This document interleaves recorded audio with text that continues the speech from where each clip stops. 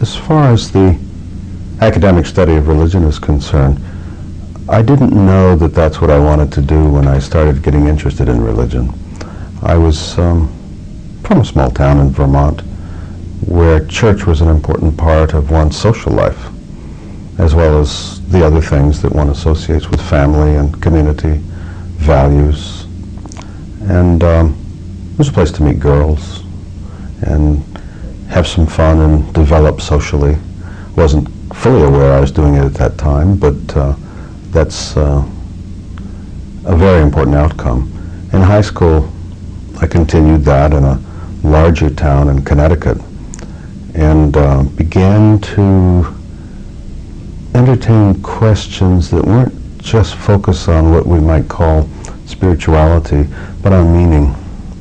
I had a high school teacher in social studies who had us read the New York Times every week, the news of the week in review.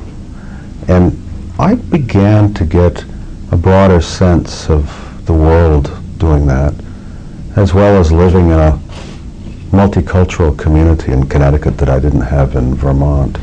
And multicultural there, of course, did not include Hindus and Buddhists and Muslims, but Italians and Poles and Ukrainians, as well as Anglo-Saxons and people of French-Canadian background and so forth, Catholics and Orthodox and many others. But I had a teacher who had us read the New York Times, and there was a sense now, as I look at it, of creating a kind of secular public square that people could look at, issues together based on a common reading. I began to sense that that was an important way for us to focus together as a little civil society. Then I had another teacher who introduced me to Plato, and she gave me some of the dialogues, the short ones, to read, which really changed the way I looked at the world. And I didn't realize that learning could be so much fun compared to textbooks. But she didn't assign those to the class at large. And I had wished she had done that. I wish she had.